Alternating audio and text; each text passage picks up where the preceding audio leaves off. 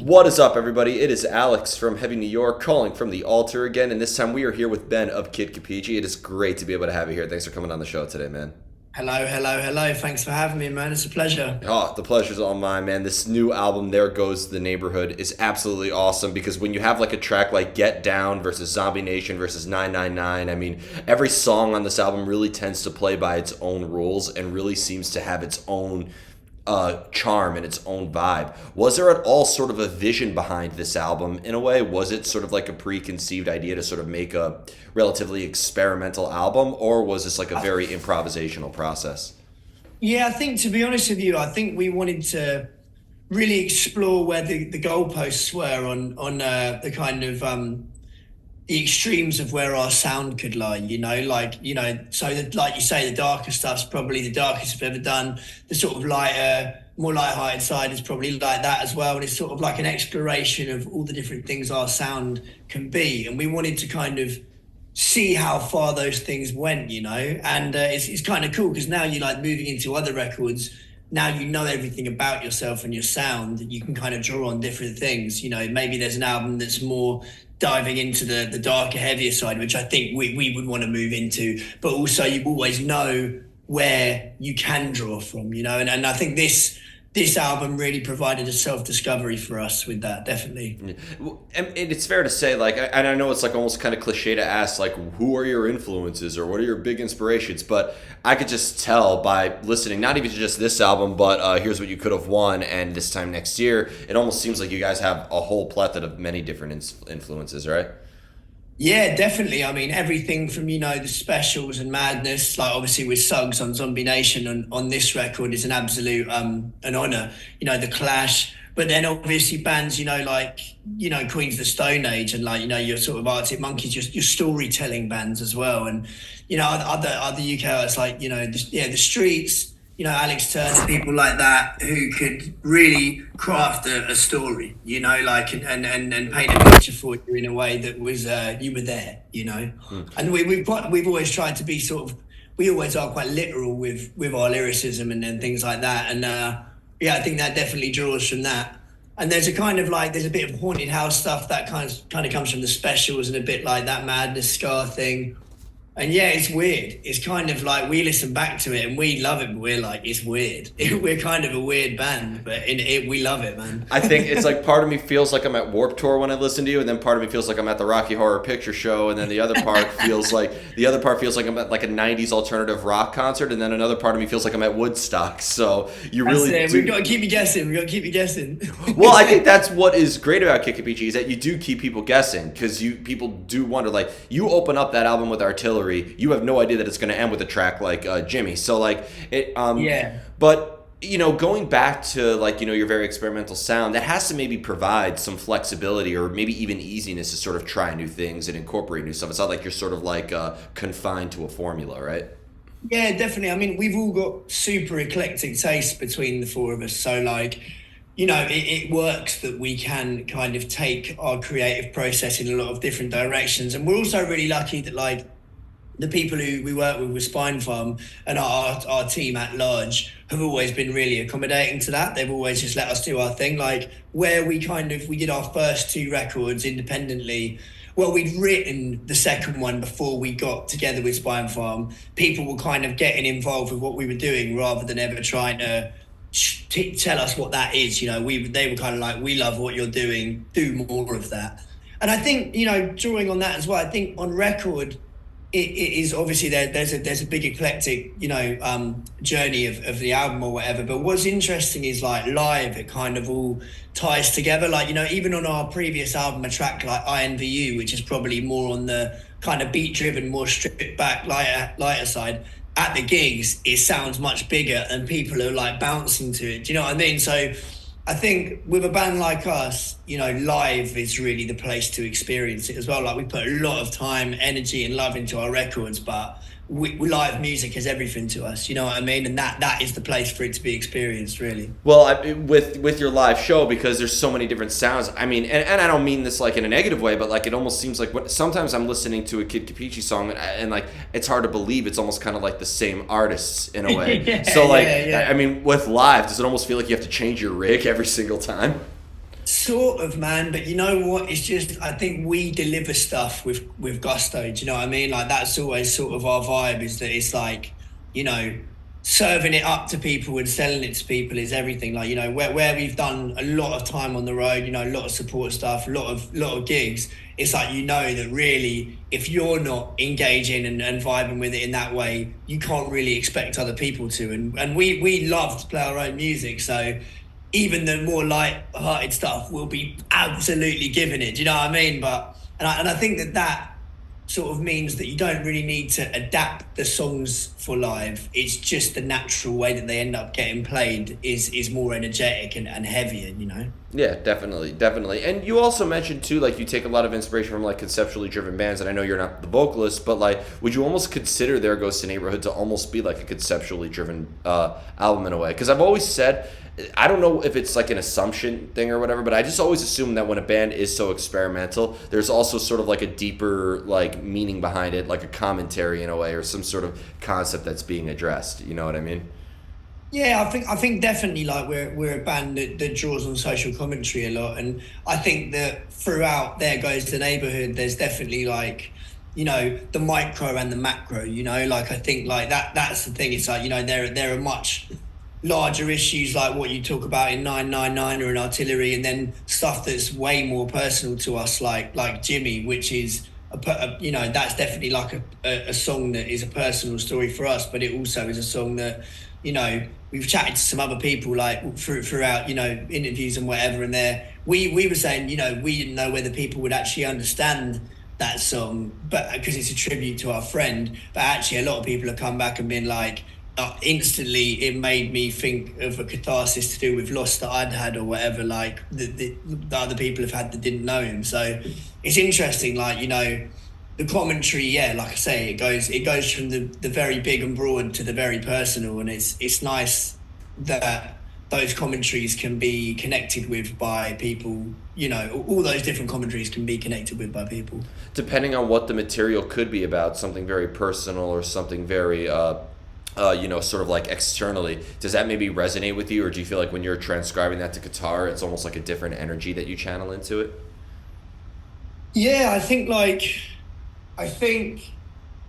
we are just sort of we write the song in, because we write very quickly as well. Like usually we don't like take weeks over songs. We kind of capture the energy of that room sort of in the day. So whatever it is, we let it be what it is. Do you know what I mean? Like we don't go like, oh, should it be a bit more like this for this person, or should it be a bit more like this for us? It's just like it's almost leading us. We've got the collar on, and the song is like running us through the street. You know what I mean? Like it's yeah. We kind of just don't really, I don't know, I suppose, try and lead it in any direction other than the one it naturally is going in. Do you know what I mean? Absolutely. And to have that natural thing, I mean, you're right, every song does capture a moment in a way, and maybe that's why it's almost like, do you feel that, I know this is sort of like a big what if question, but do you feel that maybe if you kind of dedicated too much time to it in a way, that maybe all of the songs would almost start to bleed and kind of sound together? It would almost kind of like abandon the very eclectic sound you already have? Yeah, for sure. I mean, and you know, but when something is unfinished, it's very easy to begin second guessing it. You know, like finishing music, it's the same for any art piece. Like until it's finished, you can't really judge it, and until it's finished, it's very vulnerable to second guessing. So we do our best to like make sure that at least, even if things are altered afterwards, the thing that you're analysing or critiquing after you've written it is a finished product, because it's very difficult to give it that analysis unless it is. Do you know what I mean? Yeah, no, definitely. And, you know, over analyzing something, and for any artist, whether you're a musician or you're a painter, you're a writer, a filmmaker, it's so hard to like really just, when it's so cliche to say that you just have to abandon the art, but it's so true. Like at the same time, Yeah. like you almost really Yeah. have to force yourself to let it go, something more so than like you have to force yourself to get to work. Yeah, exactly, man. Exactly. Like it was actually kind of the fastest that we ever had to turn around a record, and in that regard it was very intense process, but like all the better that at the end of it we felt that we had done the best work we'd ever done. Do you know what I mean? Because it meant that even when you are facing quite a lot of pressure and quite a lot of like, I don't know, like endless hours, you know, that doesn't really snuff out your creative fire or whatever. It actually, you're able to still create the stuff you're most proud of, even though at the time you're writing it, you might not realize that. But it's when you reflect on it afterwards, you're like, wow, like you'd have thought that pressure could probably destroy you, but actually it's ended up creating, you know, another cliche, diamonds. You know what I mean? Well, just because something's a cliche doesn't mean it's not true, right? So yeah, that's it. if anything, what makes something a cliche is the fact that it is true. That happens all the time, yeah. Exactly. But do you feel like that songwriting process kind of, you found that songwriting process for There Goes the Neighborhood, or with the previous two albums, you kind of always stuck to your guns with that regard? You always sort of captured that moment with here's what you could have won and this time next year. Yeah, definitely. I think it's always been our approach to like work your way through a song quickly and not dwell on things too much, so that you keep the flow and the energy of the room like alive when you're doing it. The big difference between, you know, our first record, you know, you have your whole life to write your first record, you know what I mean? So you're kind of drawing on every good song you've ever written.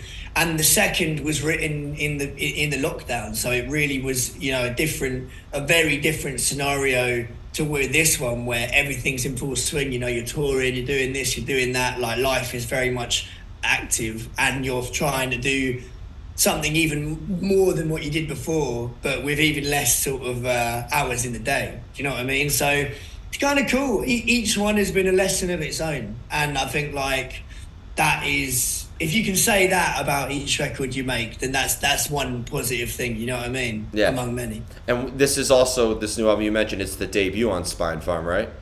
And yeah, well, sort of. I mean, the last one was actually the debut, but we had written it before we got with them. So the last one was with them, but this is our first record where, you know, the team at large that we have now are able to really just like do everything they can. And that has been such an exciting process, you know, like being able to go from start to finish of a campaign through the writing, and well, it's not over yet. Do you know what I mean? The album's out on Friday. So it's, but it's been really, really nice working with them. And like I say, with a wider team at large, you know, everyone has been incredible. We feel very lucky. Yeah, shout out to everybody at Spinefarm, because what I think is awesome about them is really just how diverse that their whole roster was or has been. I mean, the fact that they'll have Sleep Token, but then they'll also, with a Spinefarm Candlelight, you know, sub-label things, they'll also have like a plethora of like black metal bands, and then they'll have they'll be releasing an Atreyu album, and then a Kid Kapichi album, and then Sleep Token. So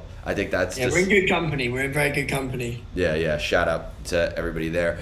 For your guitar playing too, because again, I'm gonna sound like a broken record mentioning the term experimental, but like, please. But with your very experimental sound, does it almost feel like you as a guitarist, you have to sort of adjust your technique, or like adjust how you play depending? Does it almost feel like every song plays by its own rules to how you approach it on the guitar?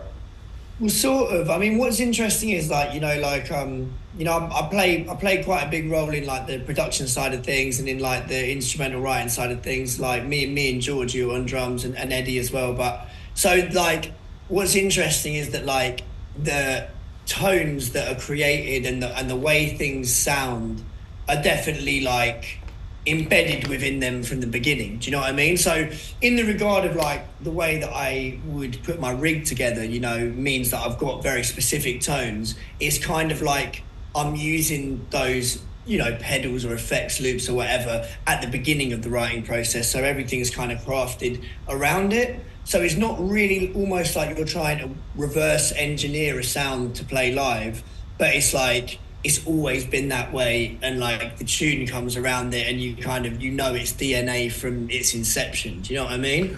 So I think the truth of the matter is, it's like whatever can create the most simple experience on stage, so you're not like tap dancing on pedals and looking a bit like you can't enjoy the moment. Anything that makes it more simple is better, in my opinion, so you can really focus on performing and just making sure that you're you're showing that song in its best light, in its execution, you know. Well, I mean, simple is one of the words I would not use to describe Kid Kapichi, but and I mean that as a compliment. But like, because it's funny being involved with the production, because I could tell that just by the riffs that you incorporate in the songs, and all the different tones and stuff, that you really do go all out and have like a real free spirit in your guitar playing.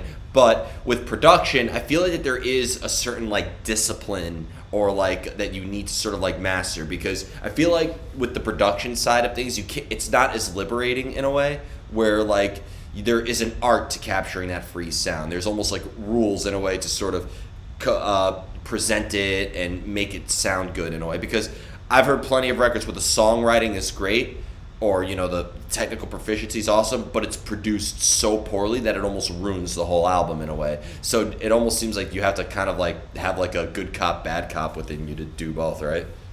Yeah, definitely. I think like, marrying the two is important, the songwriting and the production, and like more often than not, our writing process is that like lots of instrumentals will be made and then top lines will be written over them. Do you know what I mean? And then that opens the door for then being able to have the odd song where you are just sitting around a guitar or a piano, and when that mood takes you. But what's interesting with that is that like, very much the songwriting and production go hand in hand again from kind of the crucible moment of it.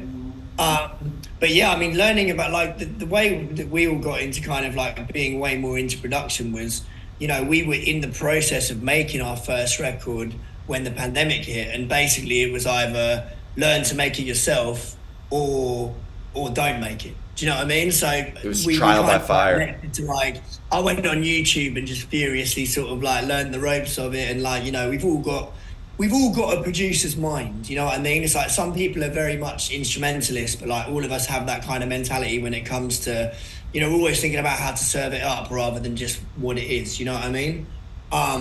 And then you twin that with working with Dom Craig and Jonathan Gilmore, who are both like, like working with them, it's like you learn so much in that process. They're two incredible talents that are then able to articulate the production that we've done up until the point where we're making the record. They're then able to articulate that further in ways that are just like so exciting for us. Like we get to the studio and it is just like every day's both a school day, but just so enlightening and positive because everything's so exciting. We're on the same page, But yeah, for sure, production and the songwriting side of things are married early doors in our process, But that's interesting how you became like the producer, or you all kind of got into that producer's mindset based off of urgency in a way. I think that's awesome, because it wasn't like your intention to be very DIY, but you kind of like got forced into it.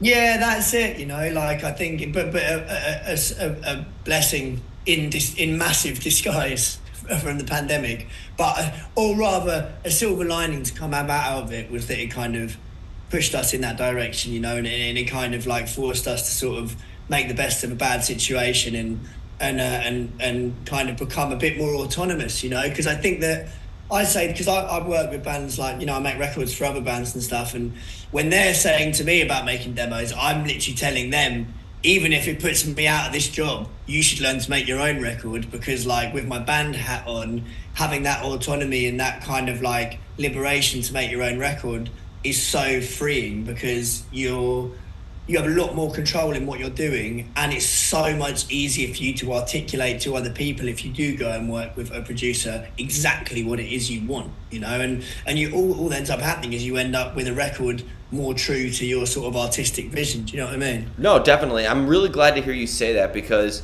we like grateful for every producer out there, from Rick Rubin to Bob Rock to every producer that we have.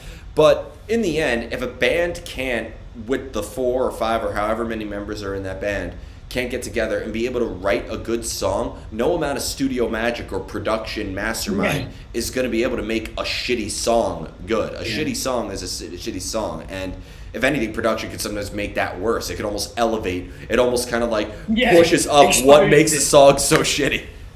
Exactly. Like, you can't make a great meal with rotten ingredients, and it is kind of like that. Every stage you go through, it's like, even when you're in the studio, man, it's like, if what you're recording sounds shit, it's like, it's kind of like the actual sonics of it. It's very difficult to save that. It can be saved, but nothing better than getting it right at that stage so that it can only be better. Because you're right, all that happens is you really put the microscope on shit. if it's, you know what I mean? Absolutely. No, absolutely. And I'm so, because in the end, I feel like you have to, in a way, be your own producer. Sure, not every musician. Look, I know fantastic musicians who could write phenomenal songs and made great records, but they wouldn't be able to operate GarageBand to save their life. Yeah. And that's totally fine. But Yeah. you still should have a clear concept. Imagine putting yourself in the producer's chair. How would you want to make your own song good? Yeah. Like you almost have to separate yourself from the outside and then think of yourself coming to you asking for criticism. Because you can't lie to yourself in the end. And it's hard to do that, you know, like that's one of the biggest journeys that you go on when you're in this for a long time, isn't it? It's like you learn how to critique yourself in a way where you like you say, you're either in the producer's mindset or the listener. Really being able to put yourself into the headspace of a listener is like not easy, you know, when you're starting out, because it's quite an abstract concept, because you're like, I'm the only person that's listening to this right now, you know, but those lessons are very important because, you know, more and more nowadays, unfortunately, people only get, you know, one or very few chances at a first impression because of the way people consume music and because of the sheer volume of it coming out.